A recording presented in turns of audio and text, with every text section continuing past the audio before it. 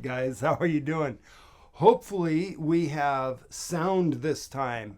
If any of you had tried to get on earlier, we went live a little bit earlier, but we did not have our sound set up well enough for everyone to hear. So it was coming across, but so light that only people with really good speakers that cranked it all the way up could hear us. So we really apologize for that. Please forgive the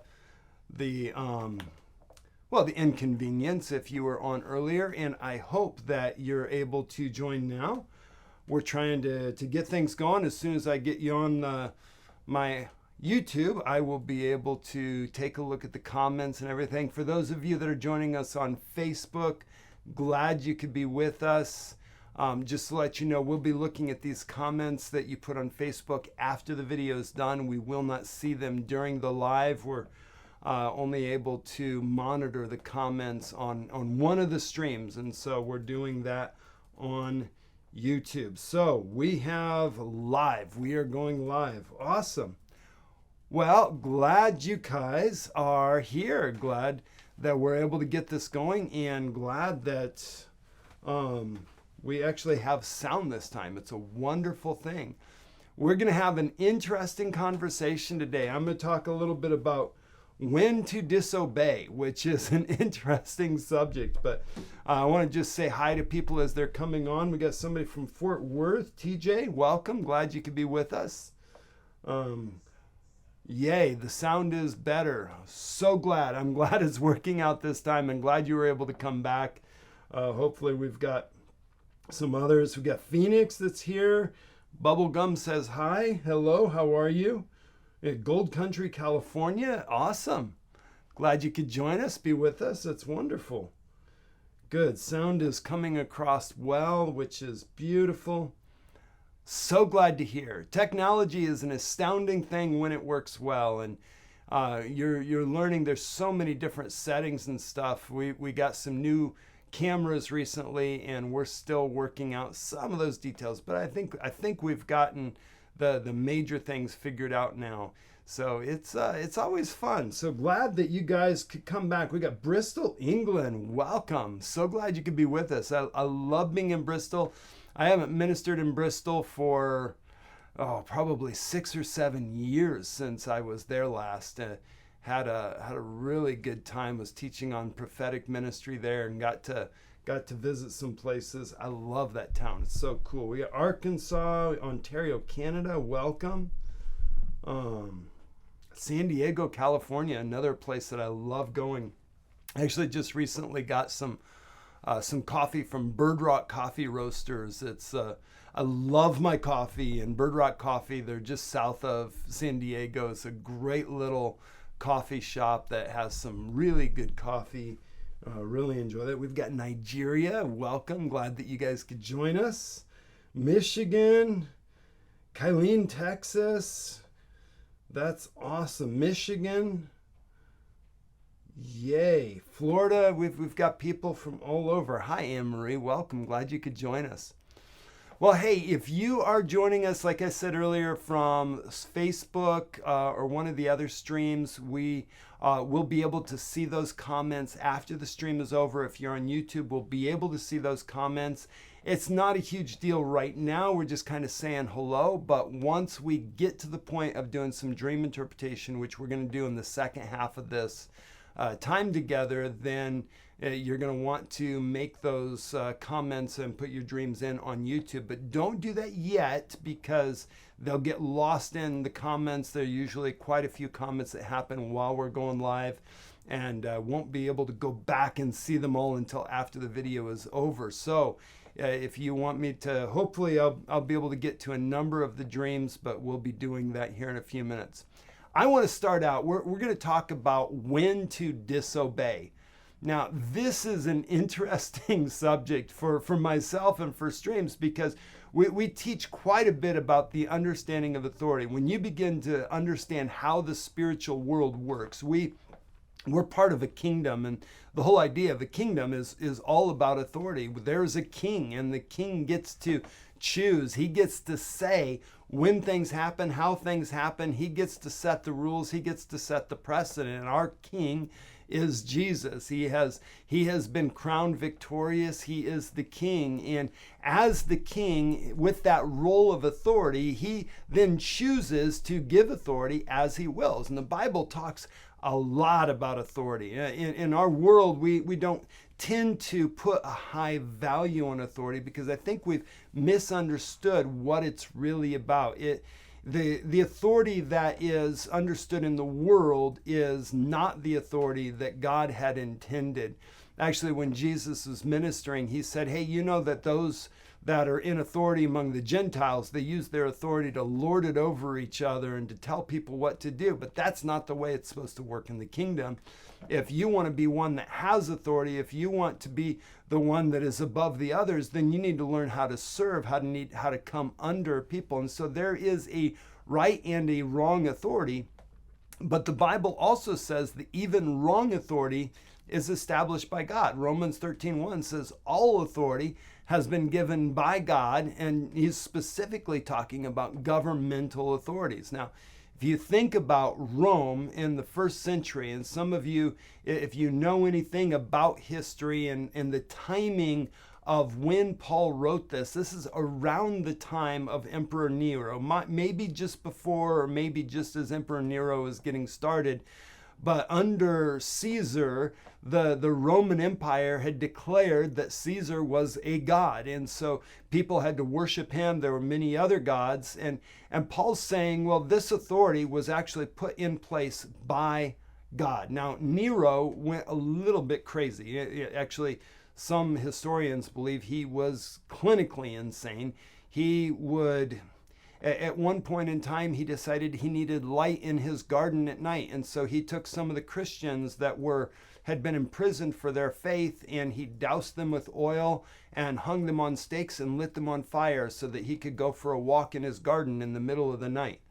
That is not a good guy. And yet this is when Paul says that all authority has been given by God.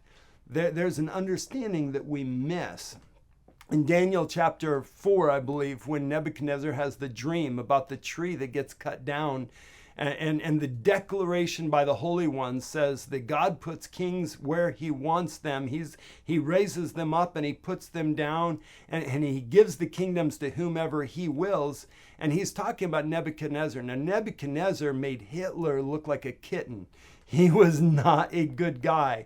The way that he ruled, what he did to people, and later in some of in the prophetic writings, I can't remember if it was Isaiah or Ezekiel. Actually, it's Ezekiel, because it was during the time of Nebuchadnezzar and during the time of Babylon. Is talking about Babylon and the fall of Babylon, and how the way that they were going to fall is they were going to stop. God was going to cause their sorceries to no longer work, because they would actually use sorcery to push principalities into areas that cause fear, so that when they came in, that the people there would have so much fear that it would be easier to defeat them. And so they were using demonic forces for their expansion, and yet God was using them in the midst of their sin.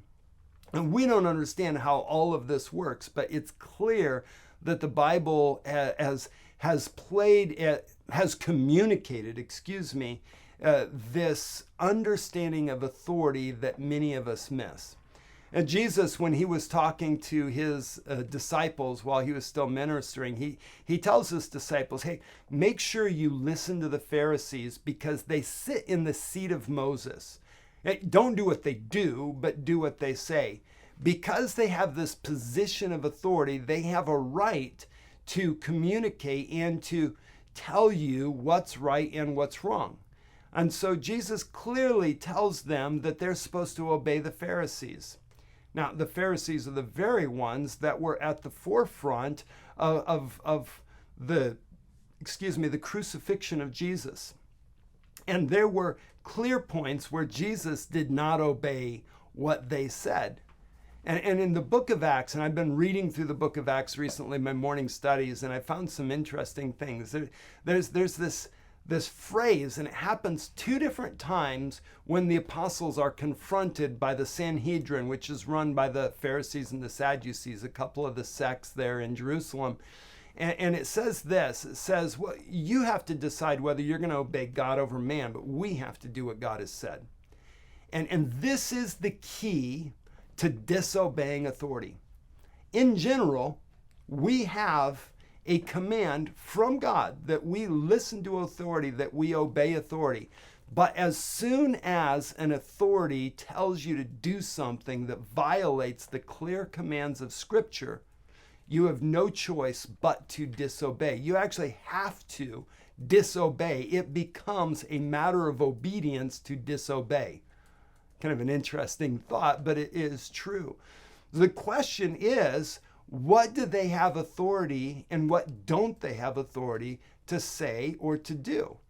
And when it comes to you as one that has chosen to follow Jesus Christ, then their limit is to the things that God has clearly said.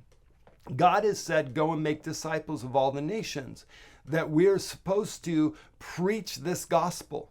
And if there is a government or if there is an authority that says, stop talking about Jesus, you're not allowed to preach the gospel, we have no choice but to disobey.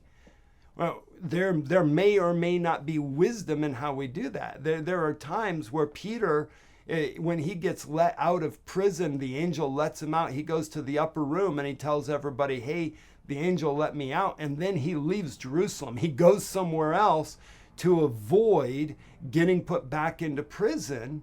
And that was a wise thing. But there was another time when the apostles were put in prison, a couple of them, including Peter, and an angel comes and lets them out. And the angel, when he lets them out of prison, he says, now go back into the temple. Now, they'd been arrested in the temple that morning or that day at some point in time during the day. They'd been arrested in the temple for preaching, thrown into prison. And so now the angel comes and says, hey, go back to the temple and preach more.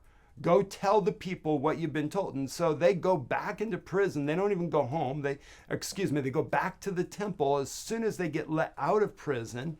And they start preaching in the temple. And the Sanhedrin all gathers together and the high priest. And they're like, okay, now go get the apostles. And they go to find the apostles. And the doors closed. The guards are still there. Nobody saw anything happen, but they're all gone. And they're trying to figure out, well, what is this? How does this work? How did they get out? How are the doors still locked? This doesn't make any sense. And then somebody says, hey, those guys that you arrested yesterday, they're in the temple and they're preaching and they're proclaiming Jesus. And so they have to go get them again. And they're like, hey, didn't we tell you to stop it?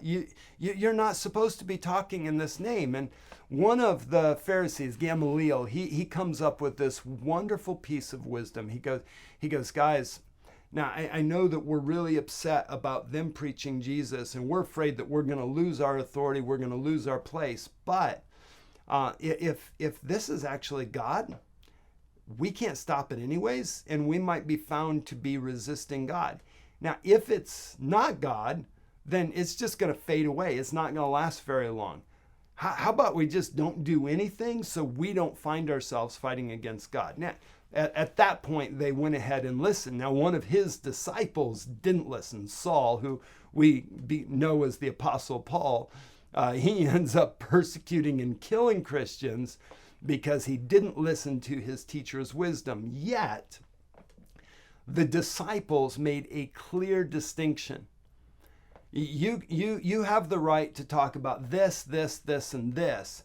But this, God has clearly said, we have no choice but to obey. And if you have someone that is trying to use their authority to get you to disobey God, you have no choice, but to disobey them. I was working at an insurance company for a period of time when I moved up to New Hampshire to be around streams before I ended up being on staff. And while I was there, my boss, we had a particular financial planning software that we used there, and it was kind of one of the core ways that we did our work. And so our boss, he gives me the software. Here, put this on your computer. I put it on the computer, and I'm looking at it, and I recognize it actually has a usage rights, and it says right on there that it's a license for one user. Now, I come to find out everybody in the office is using this same software license, which is illegal. It's stealing. And so I had to tell my boss that I couldn't use that software because it was stealing. Now, to my shame, it actually took me a while to do that. I was trying to find a way around it. I tried to call the company and see if they would let us use it. Can you let us use it if it's all being used by one organization and all that type of stuff. I was making excuses because I didn't want to have a hard conversation and I didn't want to lose my job. But thankfully, I did make the choice not to use that software because it was stolen. Why? Because my boss had no right to tell me to use it. Now, he could fire me if he wanted, but he had no right to tell me to use something that was stolen because I obey a higher authority. I'm actually responsible to a higher authority. Now, the problem is some people want to make claims to a higher authority when it's inaccurate. God told us to obey authorities, and so we don't just get to choose whether we like something that an authority is saying or we agree with something. We don't get to have an opinion. We get to disobey when it's clearly violating what God has said. If you have an authority that's telling you to steal, to murder a child, we call that abortion. We have no choice but to obey God rather than man. Doesn't matter what is legal. Yeah, I have this high value for authority. I've got friends that will make fun of me sometimes because I follow the speed limit. And I actually follow the speed limit. So I'm driving down the road and everybody's, going past me. If I'm on the freeway, I'm going 55. I used to live up in New England, and you get around New York City and you try to drive the speed limit. Oh man, everybody gets mad at you. And as a burden bearer, it makes it even more fun because you feel everybody being angry at you. And people try to give me excuses to violate what the law says. Oh, well, the police don't really care. They give you a certain amount over the speed limit and they don't say anything. Well, it doesn't matter if you can get away with it. It matters what the law is. What's the law? It says speed limit, not minimum speed. It says speed limit, not suggested speed. And so they have a right. Now, I have a right to say I don't agree. I think that the speed limit should be different than that.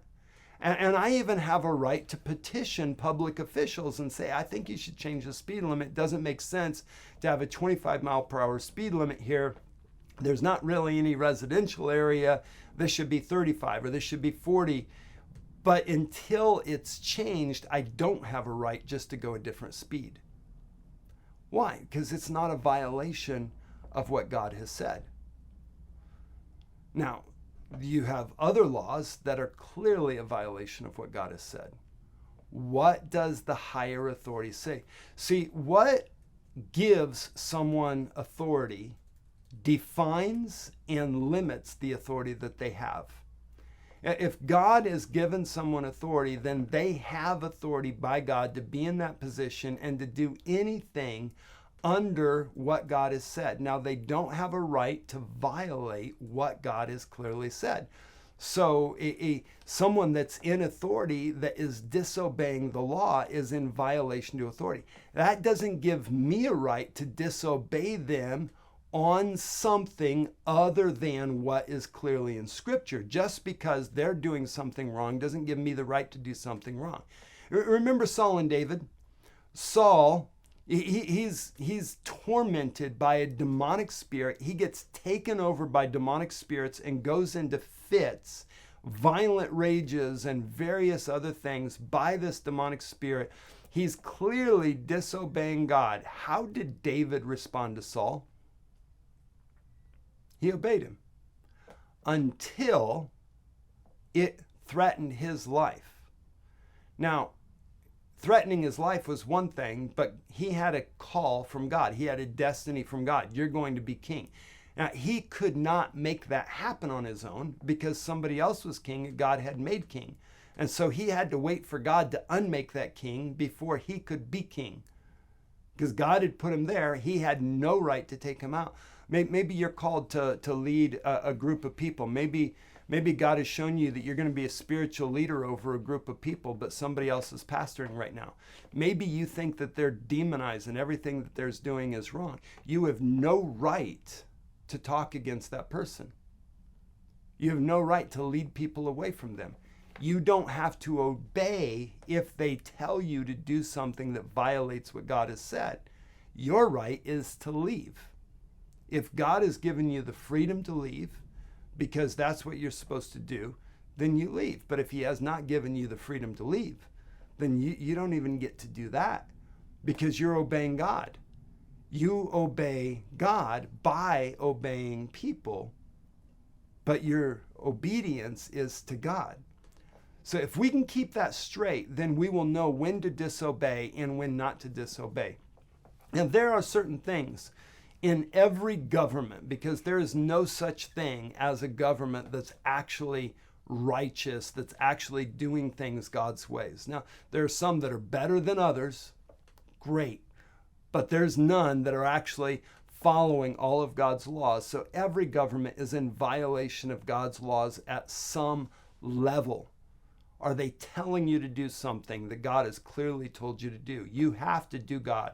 Are they telling you it's okay to do something that God has said you're not allowed to do? You have to obey God. Just because the government says it's okay does not mean it's okay. You have to obey God. And if you are in the type of government that allows you to have a say, because I know we had somebody pop on from Nigeria, and I don't know how the Nigerian government works, but I know that there's places where you don't get a say in the government. Some of the places in the Middle East, it's not a voting, it's not a democracy. Some of the places in Asia, you don't get to vote as to who the next leader is. South America, it's not a democracy, so you don't get to say whether you like the laws or not. But if you live in a place like the UK or like South Africa or Hong Kong or here in the United States, where you have a right to vote, if a law is going to be passed that is unrighteous, you should do everything within the authority that you can to help change that law, to influence that law, to speak righteousness, whether the law says it's righteous or not. You don't change your allegiance because of the laws. Your allegiance is to God. You change the laws according to your allegiance. You should use every bit of influence to bring about righteousness, but you have no right to disobey unless it's clearly violating what God has said. Now, what do you do when someone that's in authority is violating the authority that puts them there and it's not God? Let me give you an example. We live in the United States, and there is a Constitution and a Bill of Rights that lays out what is allowed and what's not allowed, that actually limits the authority that the government has. It was one of the ways that the people that founded the United States, they were trying to limit the abuse of power, because power and authority always ends up being abused by people when it happens. Now, God still has left authority. He still operates that way. He still allows it. And so we don't get to choose. We don't like it just because somebody abused it. But so there were some limitations that were given. When someone that is in authority tries to violate the laws that puts them into that authority, we should stand up and say that's not right. Now, if it's unrighteous, meaning is it violating godly laws, then we disobey. But if the Bible hasn't clearly told us to do or not to do something, and I'm not saying something that could be, I'm going to use an example. We're in the middle of towards the end of, a lockdown. Well, we'll see how close to the end is. It may be months yet. Some countries, I think they're talking not till the end of the year before they've lifted all the restrictions, social distancing. Well, the Constitution of the United States says that there is a constitutional right to the gathering together. Now, there's other things that limit it. Under extreme circumstances, the government has a right to say that you shouldn't and you shouldn't. The Bible says, do not neglect the gathering together. Now, you can communicate and you can relate to people in a lot of different ways. Culturally, we think that means going to church on Sunday morning in the way that we always have. But that doesn't even fit what the writer of the Hebrews, when he wrote that originally, would have seen or would have known as the norm in Christianity. There was a completely different picture that they had back then. They were talking about gathering in people's homes and having conversations in that way. And sometimes they would have public meetings, but during that period of time, people were losing their property when they found out that they were Christians. They didn't go to have big meetings very often, and not in some of the cities, it wasn't allowed. Some cities it was, some cities it wasn't.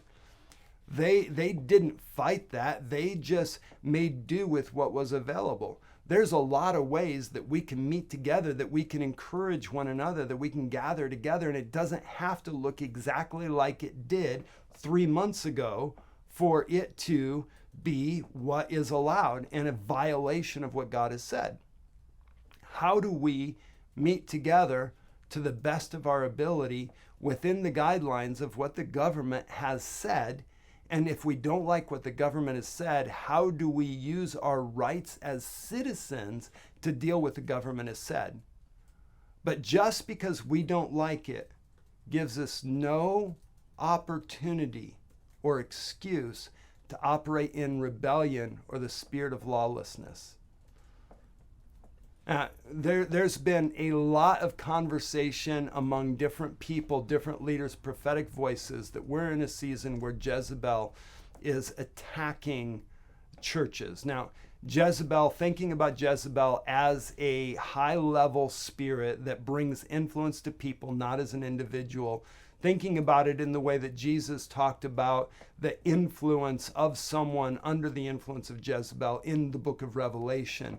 And that spirit has as a certain type of influence. And, it's not the Jezebel of Scripture in Ahab and Jezebel, but we use that name because it shows the type of spirit or the type of thing that spirit would do to affect and to influence people in certain ways. And John Paul wrote a great book called Unmasking the Jezebel Spirit, where he deals and clearly defines what that looks like in local churches and how it's affected local churches. But so we've got a lot of prophetic voices and leaders that are saying that that's something that we're dealing with in America.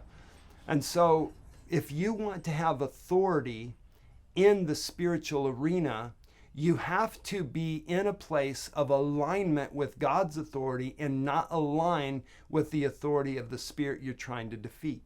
If you're trying to defeat Jezebel, the last thing that you can do is operate in rebellion, because that is one of the core things about the Jezebel spirit is the spirit of lawlessness, that there's this thing of being above the leaders, of being subservient to true authority, of using whatever is right, even illegal means, to get what you want, like Jezebel that helped Ahab get Naboth's vineyard by illegal means, by false accusation, by taking him out of the way and bringing this about. Now, there's more to the Jezebel spirit than that. And if you're curious, we've got some videos on the Jezebel spirit on the YouTube channel, and so, check those out. John Paul did some great conversations with Joni and Daystar about that. You can look up the book. It's available on Amazon. It's available on our website.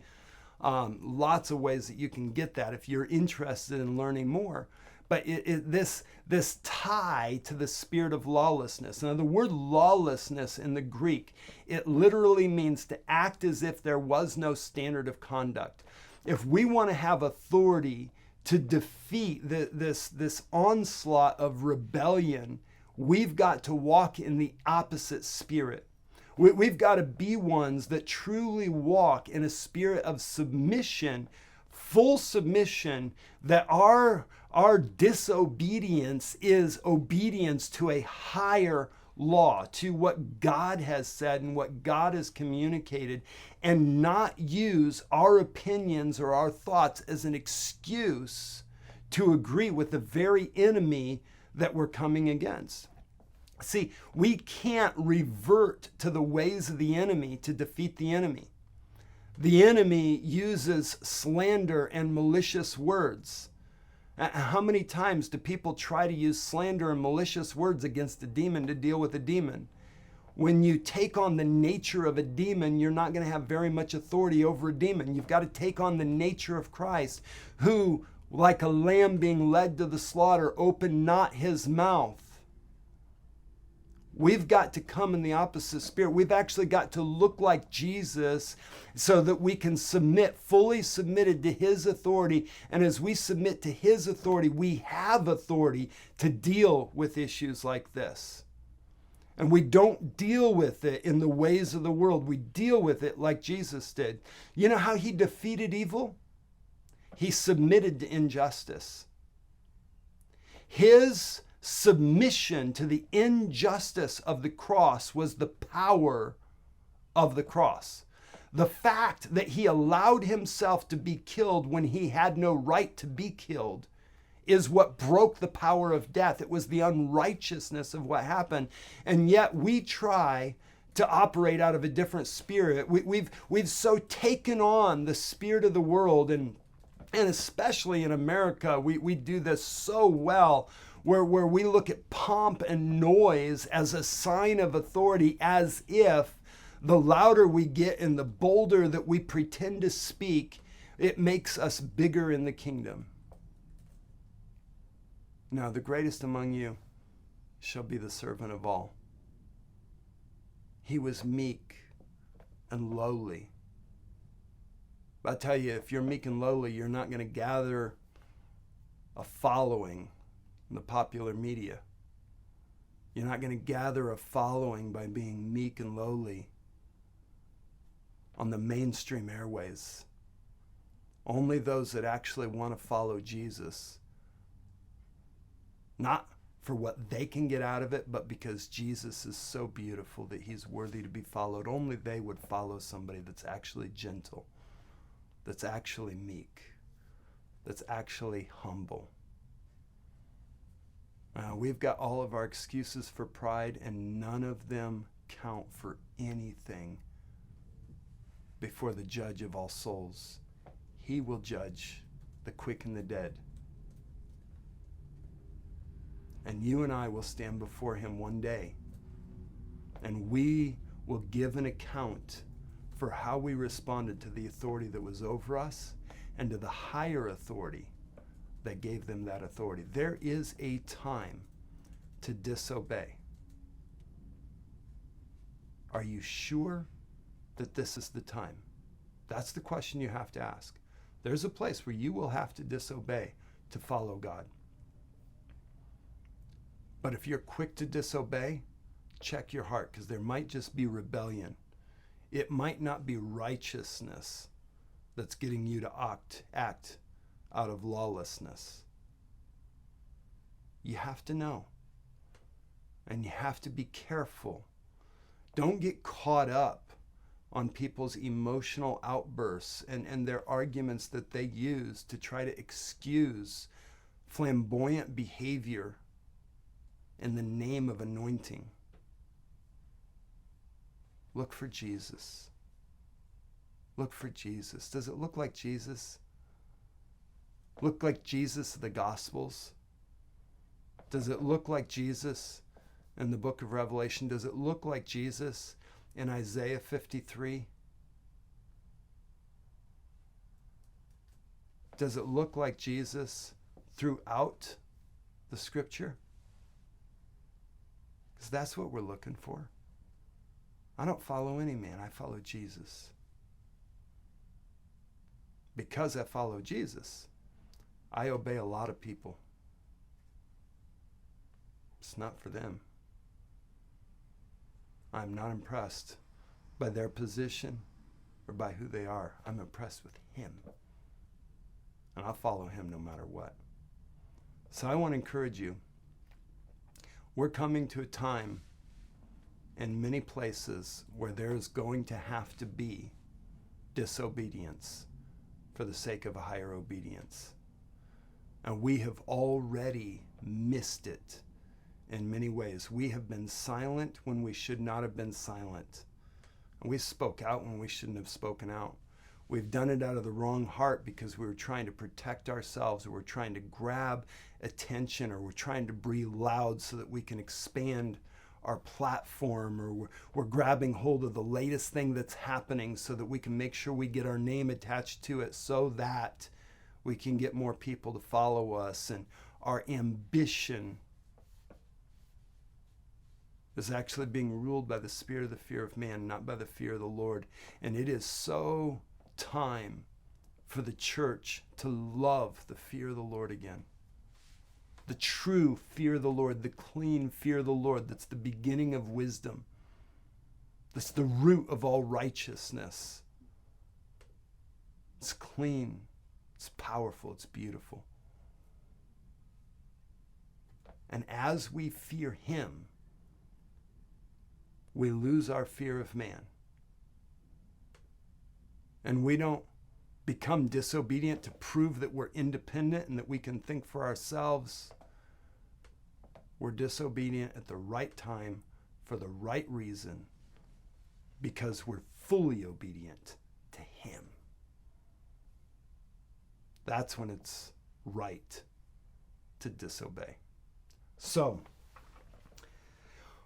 yay, Jesus. I hope that was helpful, you guys. I haven't been able to really look at the comments because I just got jumped right into that. And yeah. But hey, let's take a moment. We're going to start to do some dream interpretation. If you're watching on Facebook, your comments, we will see if they're put on the YouTube channel. So you can go right to our stream's YouTube channel. Follow the link. You should be able to do that. There should be a link that'll take you there, and you can put your comments in there. We're going to start doing a few dreams and wrap up the last little bit of our time together doing that. So let's see.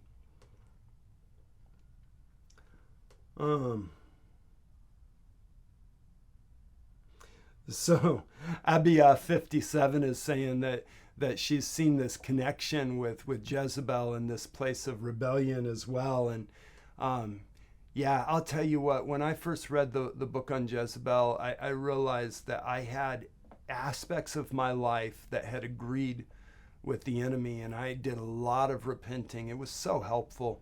I love seeing God's ways because it tells me where I've been deceived, because the more I realize God's ways and I begin to line myself up with him, I come out of deception and I come into truth, because it's for freedom that we've been set free. But we haven't been given freedom so that we can submit to further bondage, the bondage to sin, the bondage to our own will, the bondage to rebellion. We've been given freedom so that we can submit to Jesus Christ. Freedom is the ability to choose what to submit to. It's not the lack of submission. You will submit to something. Freedom just gives you the right to choose what you submit to, instead of having that choice made for you. It's a beautiful thing. Okay, so let's see.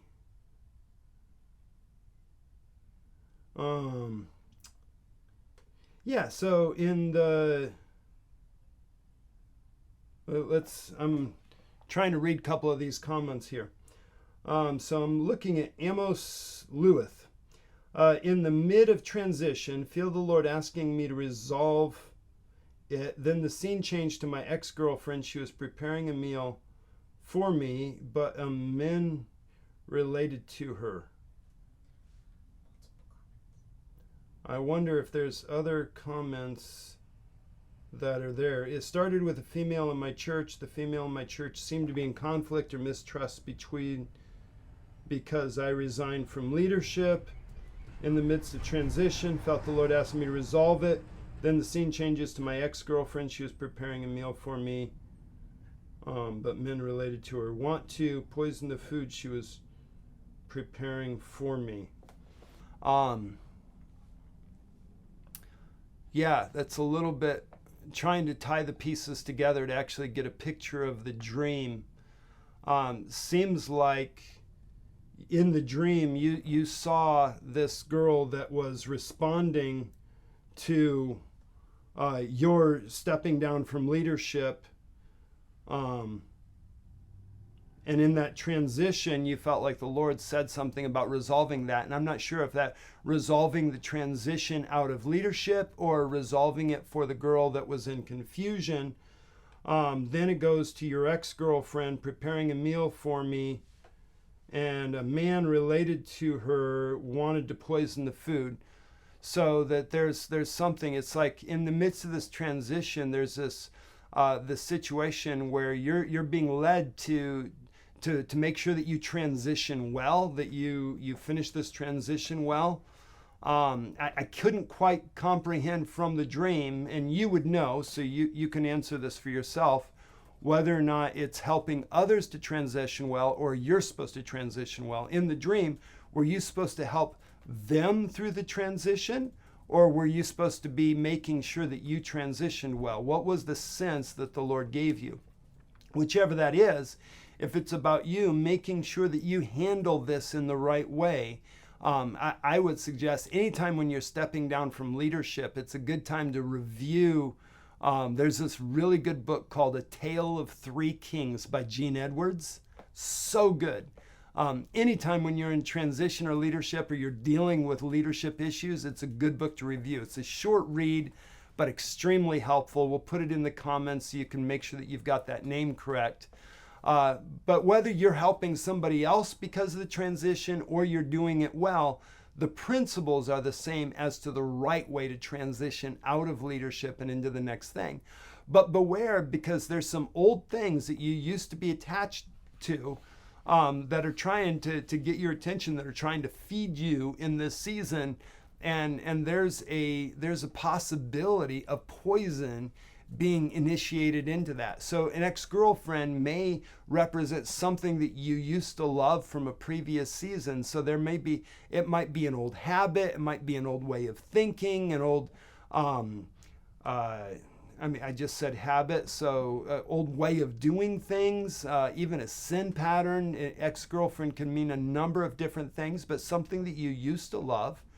But what it's trying to feed you, so the things that you're learning or what you're receiving from that, or what that's giving you to feed your appetites, be careful, because there might be poison attached to it, because there's an enemy that wants to bring poison into that. So be very careful. Make sure that you're using discernment and what you're giving yourself to and what you're allowing yourself to be fed by. That you don't feed on those things that would have poison in them, but you find healthy things to feed yourself on. So that's great. Okay, so let's see. Mike, you said, I was in a desert and I found a cave with a girl whom I knew to be a daughter of a king or prophet. She was hiding, I think. I gave her a glass dolphin. Don't remember what was said. So in a desert, and you find the daughter of a king or prophet, somebody that was in authority, trying to hide, and you give them a glass dolphin. But the words were not essential to your understanding of this particular dream.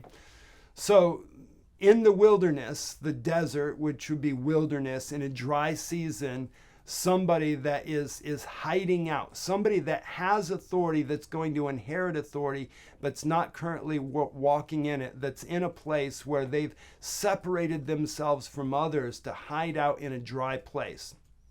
And you're giving him a glass dolphin. Desert, dolphin, complete opposites. Desert, dry, dolphin lives in the ocean. Now, a glass dolphin is not the actual dolphin. It's the image of a dolphin. It's something it's clearly seen. You can see clearly glass. So you can see through it. It's clearly seen how to move in the things of the Spirit. So you're going to run into people that have an inheritance for walking in true spiritual authority, but are in a dry place and in a place of hiding, and you're going to help give them a picture of what it looks like to operate in the things of the Spirit again. So this is one of the things that God's going to use you. And I don't know if this is about one particular person or if this is about a group of people, that this is a theme that you'll find yourself in. But that's a really cool dream. Took a little bit to figure out what it meant, but I love the journey of how thinking through the different aspects brings you to the right meaning of it. Let's see, Michaela Bartos. I am racing on a bike. Jen pulls my left arm and my bike stops. I'm mad. She's laughing. My tire is now flat and shredded. I know that where I am, nobody can fix it. So a bike, a lot of times, it's how you're doing what you're doing, but a bicycle versus a car, it takes effort. It's more individual. On a bike, you're by yourself, though there may be others doing similar things. And so Jen, whether this is actually about this person, Jen, or somebody that she would represent, maybe a circle of friends or maybe a relationship that would be similar to the relationship you have with Jen, it's somebody that's pulling on you in an unhealthy way, that's getting you to stop doing what you've been called to do.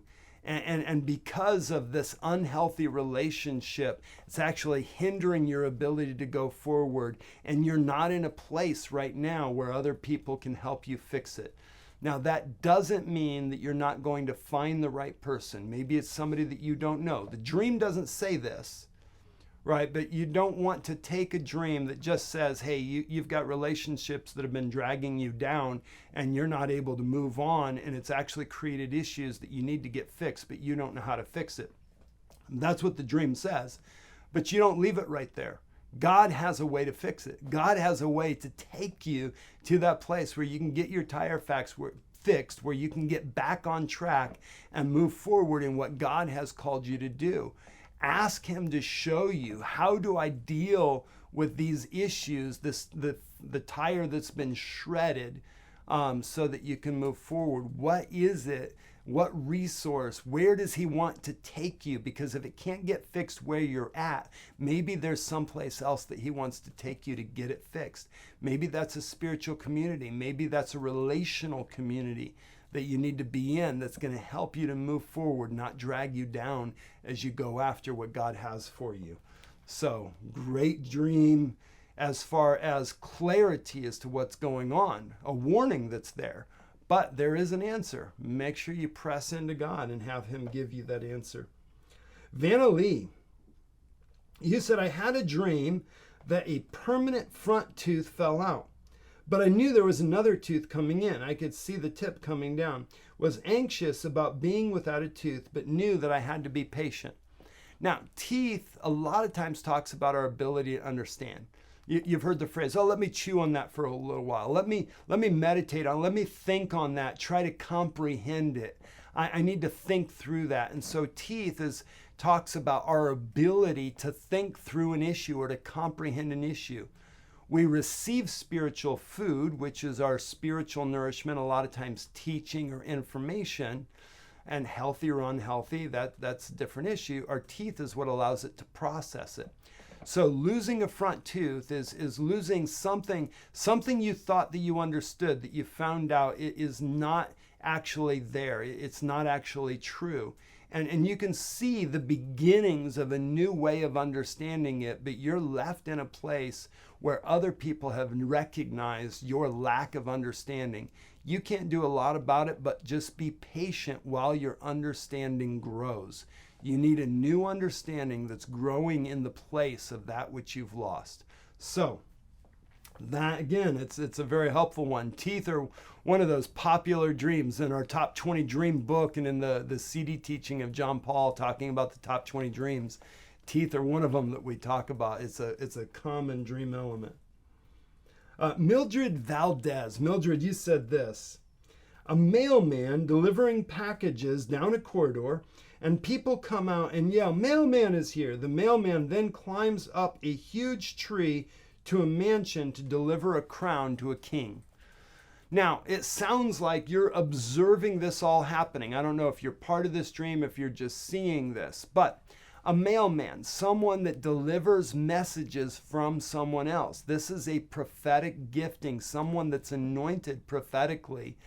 And they're in a community and they've been giving the messages to the right people, and there's been an acclaim that's come. Hey, look, the mailman is here. Notice the prophetic gift. There's messages that are coming to us. And because of how they've been faithful in the community, God's raising them up into a place of leadership where they're going to speak to leaders, the tree. They're growing in leadership, and they're actually going to be used by God to anoint kings. So put a crown on a king. So that is help someone recognize the authority that God has given them. And if you're not familiar with the idea of anointing kings, one of the conversations that I did with Jamie Galloway a year or two ago, we talk about how to anoint kings and how one of the roles of the prophet is to anoint kings. So you'll be able to find that right here on our YouTube channel. If you look through the conversations, look for the ones for with Jamie Galloway, you'll see that in the description probably. But you definitely want to take a look at that, especially because it doesn't clearly say, is this somebody that you're observing, or is this giving you perspective about you?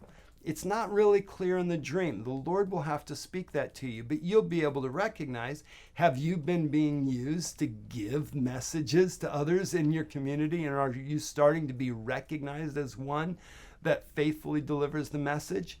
If so, this might actually be about you and this role that you're going to be coming into. But very cool. That's a great dream.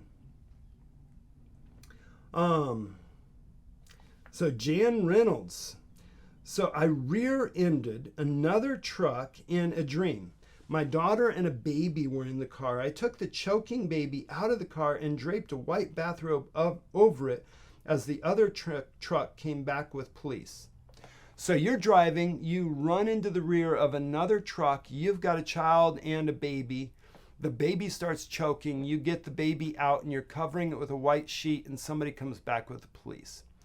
So in dreams, accidents, it usually talks about conflict. So there's some type of a relational conflict that's going on.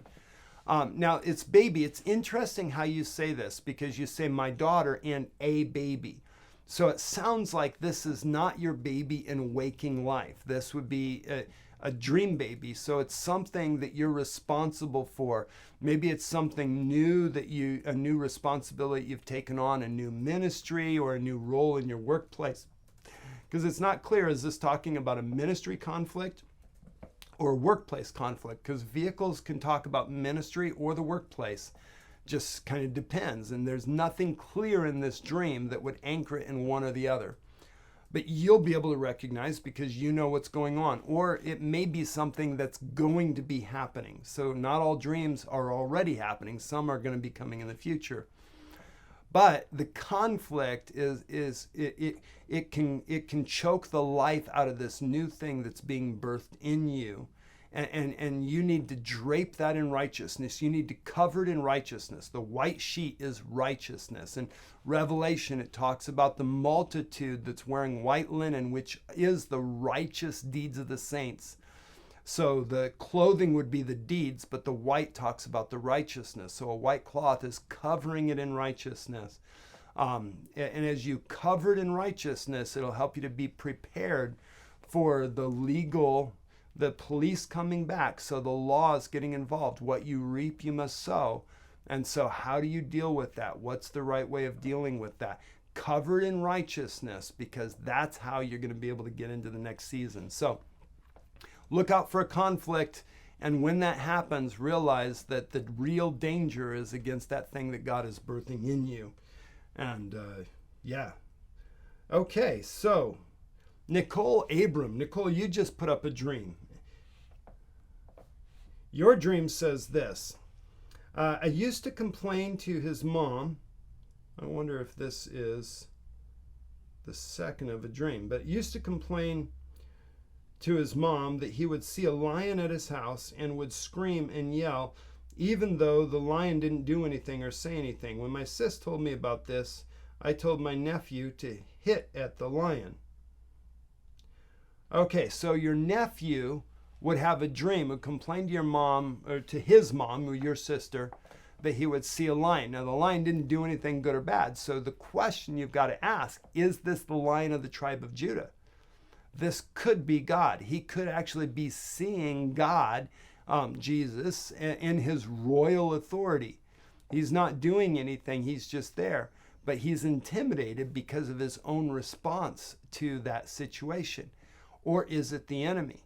Now, usually when there's the enemy, there's a sense, there's a feeling that comes from the lion. There's a sense of intimidation, or I've got to be careful, or this is dangerous. There's usually some type of a sense. Now, you can ask the Lord, maybe even asking the nephew, well, when you saw the lion, did it feel good? Did it feel bad? Like, what was that like? Because there might be more to it. It may, I actually wonder if the lion might be the Lord. So you've got to ask that question.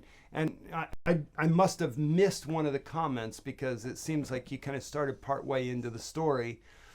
So the first comment you may have explained more. I can't tell, is this a dream or is this something that they're seeing while they're awake? But either way, the response is the same. When you see something, Lord, what is this? How do I respond to this? Is this you? Is this not you? What do you want me to do? And so teaching him, if he's got a seer gift, teaching him how to respond and how to invite the Lord into it and ask the Lord and rely on the Lord, not rely on his own understanding, but rely on the Lord to help him, it is key, especially at a young age. Because if you learn that young, then you don't have to unlearn all the bad habits that we've learned, like most of us that have stepped into the things of the Spirit as an adult. Okay. So, hey, I know we've got a lot more dreams that you guys have put up. We're going to be doing this again next week. I am excited about this weekend. I be the first time that I've traveled since everything's been going on. I'm going to be driving down to another city here in Texas, doing an event. We'll see how it goes. We'll be doing a live stream. So if you take a look at our calendar on our website, it'll have information about the church. You can find the church. I don't know how their live stream works, but I'm sure their website explains it if you're curious. I'm going to be teaching on the tabernacle of Moses, and this is something that is so important. And I know I've talked a little bit about it at different times on YouTube Lives. We actually have a Dreams and Mysteries episode on the mystery of the tabernacle that you guys want to take a look at. But one of the things that I'm really excited about is we just got a brand new resource. So we just got these in. We just released them this weekend, the Tabernacle of Moses, where it's 4 CDs, and I teach through in depth about the Tabernacle of Moses. Now, some of you were around when John Paul talked a little bit about the tabernacle. He had a series of really strange events where he was given a visionary experience of seeing the tabernacle of Moses and had some things explained to him. And I've listened to him teach through that, and I have studied a bunch on the tabernacle of Moses. And there are so many keys about how to live out this spiritual life that are found there. And if you have not really done an in-depth study, and even if you have, I mean, I've been studying this for 20 years, and I keep on finding more and keep on finding more, and new things keep on being revealed. I'd encourage you, check this out. There's going to be a lot of neat stuff, but what it'll also do is it'll actually guide you into the right direction so that you can keep on studying and find even more about it, because it's so key. So if you're interested, in the description of this video, there's a link. If you link on it, it'll tell you about it. And I think it'll be a really helpful resource for you guys. And if you want to find our calendar on our website and figure out this church, there's probably going to be a live stream for the event this weekend. And we'll see you next week. Bless you guys. Have a great day.